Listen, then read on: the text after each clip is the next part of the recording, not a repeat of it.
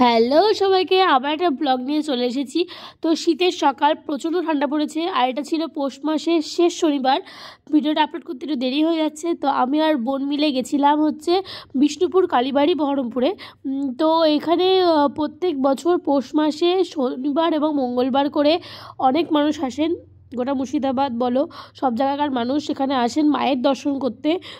তো আমরা প্রায় 1 ঘন্টা লম্বা লাইন দিয়ে তারপরে মায়ের দর্শনের জন্য এই যে যাচ্ছি মন্দিরের ভেতরে। এখানে প্রত্যেক শনি মঙ্গলবার এমনি মোটামুটি পুজো হয়, তো তখন মায়ের দর্শন করাই যায়। কিন্তু পৌষ মাসটা স্পেশাল, কারণ ওই পৌষ মাসেই নাকি মায়ের প্রথম দর্শন পাওয়া গেছিলো। সেই জন্য সবাই পৌষ মাসেই বেসিক্যালি আসে মায়ের দর্শন করতে।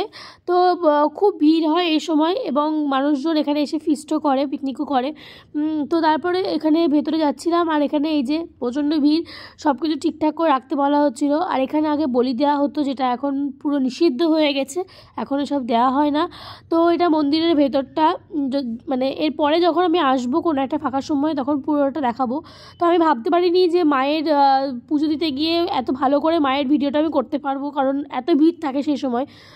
তো লাকিলি আমি সেদিনকে ভালো করে পুজোও দিতে পেরেছিলাম, আর মায়ের আশীর্বাদে মায়ের ভিডিও করতে পেরেছিলাম। তো এই যে মায়ের দর্শনটাও করে নাও সবাই।